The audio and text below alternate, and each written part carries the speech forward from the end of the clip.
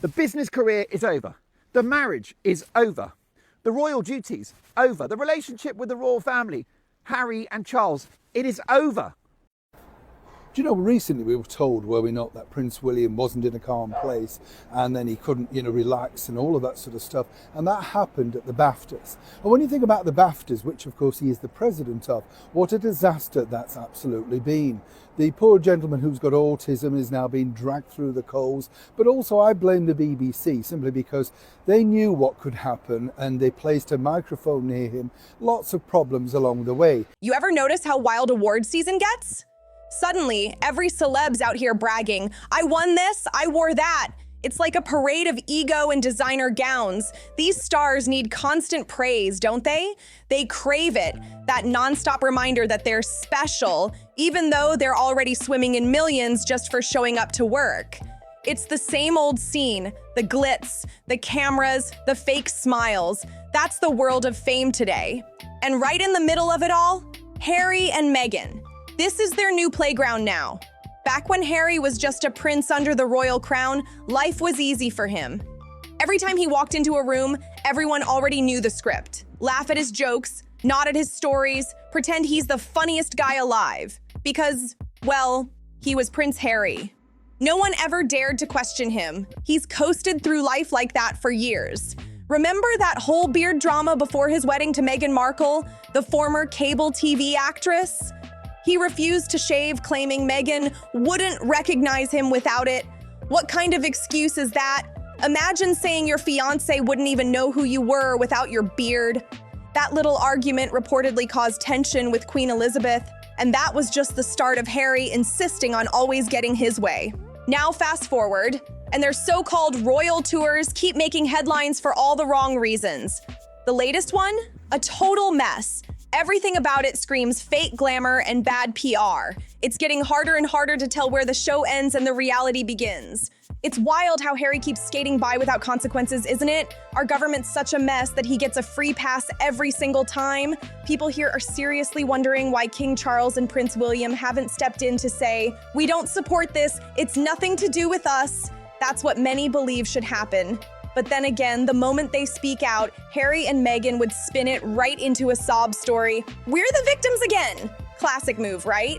But truth be told, they're trapped in their own drama. Harry just can't stop himself. Another interview, another disaster. That recent one on Channel 4 News in the UK, total chaos. And get this, it wasn't even forced on him. Nope, Harry handpicked it himself. He thought it'd be smooth sailing, but wow, it turned into a train wreck on live TV. He had no clue about the background or the questions coming his way, and it showed. You could see it all over his face, nervous laughs, awkward pauses, fumbling over his words. At one point, he even glanced over at the interviewer like, help me out here, but no one was jumping in, not this time. Harry's been so used to getting his way that when things went south, he completely froze, watching him trip up, laugh nervously, and try to smoke off the tension. It was uncomfortable. By the end, he looked totally defeated, like reality had finally caught up. Word is, he even shut off his phone afterward, couldn't face the backlash. And Meghan? She's reportedly staring into the wreckage, realizing that the power she once thought Harry had might be slipping away fast. All right, let me break it down. Morning, my friend. Always good to see you. Thanks for dropping in, even though it's another gloomy, rainy day here in the UK. The weather's miserable, but hey, we're surviving, right? And yes, I've managed to stay away from those chocolate orange treats I talked about before. Well, mostly. Here's the thing. My biggest weakness hits after Easter. You know when the shops start slashing prices? First, they're 85 pence, then 45, then suddenly 20. It's like they're begging me to fill up my freezer with them. I swear I'll end up with a whole drawer stacked high. But hey, it's not an ad. I'm not paid to say this. It's just when you find something you enjoy, you want to tell people, right? You want to share the love? And it goes both ways. If you try something that's bad, you've got to be honest about that too. Like, I bought this tin of chopped tomatoes recently, and wow, they were awful. No flavor, no sweetness, just bland mush. I don't know if they cut out the sugar or what, but they tasted like disappointment in a can. I remember thinking, yeah, never again. And you know what? That's kind of how people are starting to feel about Prince Harry. It's like buyer's remorse. At first, everyone thought he was charming and real, the cool royal. But now, people are realizing maybe they didn't get what they thought they were signing up for. The shine's wearing off, and suddenly that royal fairy tale's starting to look a little stale. So Prince Harry's been making moves again. This time showing up in the Middle East with his wife, the former cable TV actress, who's now clearly going for that full-on Angelina Jolie look. You could see it, the poses, the expressions, the I'm here to save the world vibe, but let's be real, something felt off, didn't it? It looked like no one had even bothered to plan their visit properly. No schedule, no structure, total chaos. Take that awkward hospital moment, for example. Meghan apparently didn't realize why she shouldn't be standing next to a patient's bed. It's not just about sympathy photos, it's about sensitivity. But her team didn't seem to have a clue either. They're clearly out of their depth, and every move they make just creates more backlash. If she stands there for the cameras, bad look. If she avoids it, still bad look. They can't win because the people managing them don't know how to handle these high-profile visits. And now, word is Harry's furious after being brushed off by the Jordanian royal family. Sources say he's absolutely seething over the rejection. Apparently, they didn't even get a heads up that Harry and Meghan were planning to drop in, supposedly because of security reasons. But come on, that sounds more like royal shade than real protocol. What's wild is that Harry and Meghan still act like the world's obsessed with tracking their every move. Meghan's been jetting across the globe. One week it's Paris Fashion Week. Next, she's showing up on Broadway for Gypsy. Meanwhile, everyone already knows where they live, what they wear, and that they don't even do the school runs themselves. It's like they're trying to stay relevant in a spotlight that's slowly dimming, and they just can't see it. Here's where it really gets juicy. Apparently, Harry just couldn't wrap his head around the rejection. He was shocked. His team had been firing off last-minute texts and emails basically saying, hey, we're here, can we pop in? But the Jordanian royals weren't having it. They didn't want to get dragged into something unofficial. And honestly, who could blame them? Some folks are saying the Jordanians were just being polite out of respect for the British monarchy, and sure, that's part of it. But let's be real. It's also about who Harry and Meghan are these days. Think about it. What do they even represent now on the world stage? They're no longer working royals, and they don't carry the same weight as the crown. According to top insiders, the royal family of Jordan had no idea the Sussexes were coming. No government heads up, no coordination, nothing. Just two celebs showing up and expecting royal treatment. And honestly, why would Jordan risk offending the British royal family just to entertain a former prince and a TV actress on a self-promotional trip? That's not diplomacy. That's a PR mess waiting to happen. The Jordanians made the smart move. Stick with the real royals. Naturally, Meghan and Harry were reportedly furious. They didn't get the welcome they expected, and that bruised their egos big time. But here's the irony. Imagine if the tables were turned. What if someone just showed up unannounced at Meghan and Harry's Montecito mansion? There'd be round-the-clock security checks, gated walls, background vetting, the whole 9 yards. Would they open their doors with smiles and tea? Not a chance. The double standard says it all. They want royal respect without the royal responsibility. And after all that drama, it's no surprise things between Harry and Meghan are starting to look tense. Really tense. Word around the insider's circle is that the couple's arguing behind the scenes, pointing fingers over who's to blame for yet another PR flop. Harry's frustrated because every time they try to stage something meaningful, it turns into a media mess. And Meghan? She's reportedly fuming that the world isn't buying their brand anymore. The modern royals image just isn't selling like it used to. You can almost picture it. Late night calls, publicists scrambling, team members whispering about how to spin the story. The vibe's chaotic. Harry thought this trip would remind the world of his global influence, but instead, it just reminded everyone that his royal title doesn't carry the same power outside the palace walls. That's gotta sting. Meanwhile, Meghan's trying hard to keep up appearances. The designer looks, the polished smiles, the photo ops, but it's not hitting like before. Even loyal fans are starting to question the endless tours, the interviews, the mixed messages. Some are even saying they're chasing relevance that's slipping away. And honestly, it's hard to disagree when every headline feels more desperate than the last. The saddest part? They could have had it all if they'd played it smart, but every time they try to control the narrative, it backfires. The royal family stays silent, calm, composed, while Harry and Meghan's every move screams for attention. And now, after being snubbed by the Jordanian royals, it's clear the world's not rolling out red carpets anymore. For many people, you might say, of course, that Meghan Markle is a difficult person, right? And the problem that you have with that is, clearly they don't see difficulties, do they, right? As far as she's concerned, the world is against her, the world is wrong, and consequently, whatever she says and whatever she's doing has to be right. Behind closed doors, sources say Meghan's still convinced there's a comeback waiting, a big moment where they reclaim their spotlight. But for now, it looks like that star power's starting to fade fast. And Harry, caught between his pride and the pressure, might finally be realizing that life outside the royal bubble isn't as glamorous as he thought. Now the question everyone's whispering is, what's next for Harry and Meghan? Because let's be real, their royal experiment in Hollywood hasn't exactly gone to plan. The Netflix deal's gone quiet, the Spotify partnership fizzled out, and even their charity work barely makes a splash these days. Every move they make feels more like damage control than destiny. You can sense the panic. They're running out of ways to stay relevant, and the spotlight that once adored them is slowly slipping away. Insiders claim Harry's been wrestling with regret lately, missing that sense of structure, the purpose that came with palace life.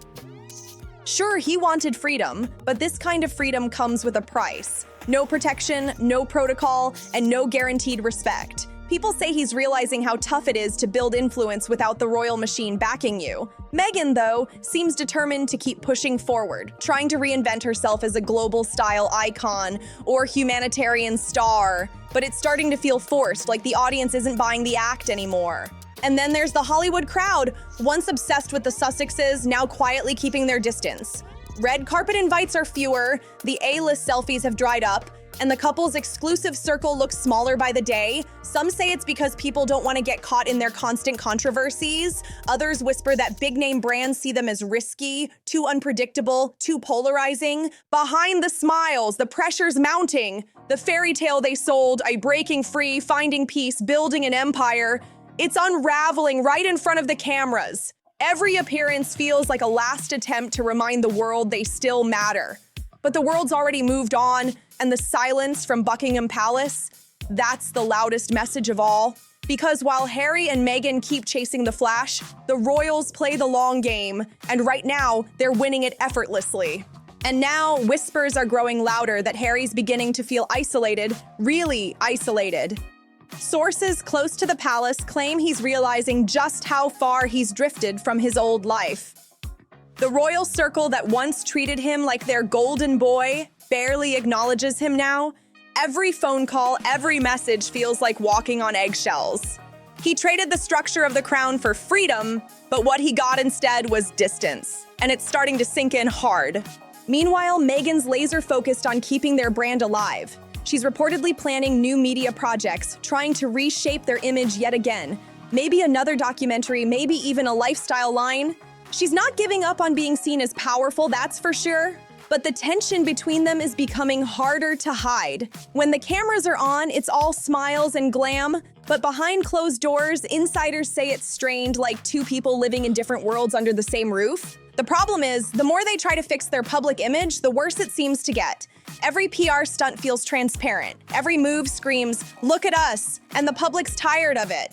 People don't want another speech about authenticity while they pose in designer outfits from a mansion worth millions.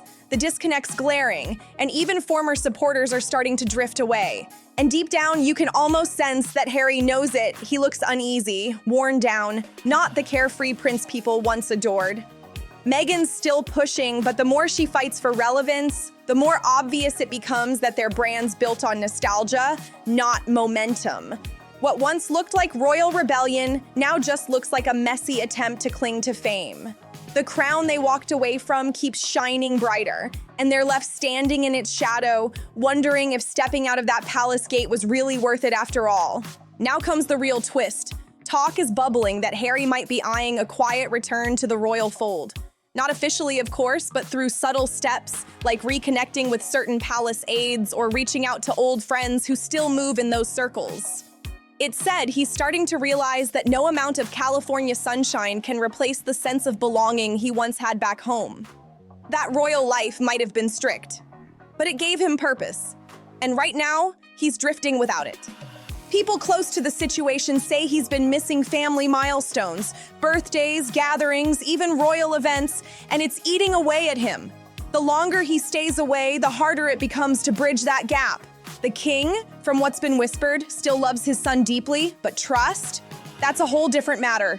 After the interviews, the documentaries, the tell-all moments, there's a mountain of damage that can't be undone overnight. Meghan, on the other hand, isn't exactly thrilled about the idea of returning in any capacity. She's built her world far from palace walls, surrounded by Hollywood contacts, stylists, and her own sense of control. The thought of bowing back into that system with its strict rules and quiet hierarchy doesn't sit right with her.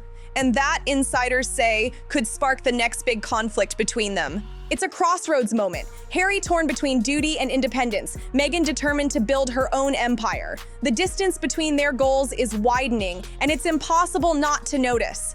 Publicly, they'll smile and say everything's fine, but privately, the tension's thick enough to cut with a knife. The question now is, will Harry swallow his pride and find his way back into royal life? Or will he stay in California chasing a version of freedom that's starting to look more like exile? And as the days roll on, it's becoming painfully clear. Harry's standing at a breaking point. Those close to him say he's torn up inside, missing his old world but unsure how to face it again. The royal family moves forward with grace and silence while Harry's trapped in the noise.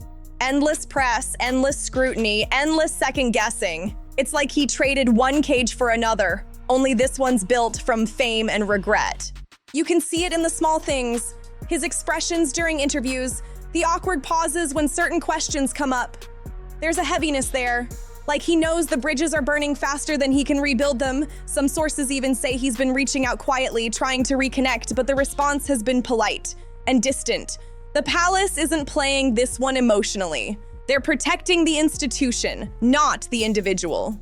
Meanwhile, Meghan's keeping her head high, doubling down on projects, appearances, and that perfect California polish. But behind the glamour, insiders say she's aware of the shift, the cooling interest, the fading buzz. She's fighting to keep control of a narrative that's slipping from her hands. Every move feels calculated now, every outing planned to spark attention, yet the world's attention has drifted elsewhere.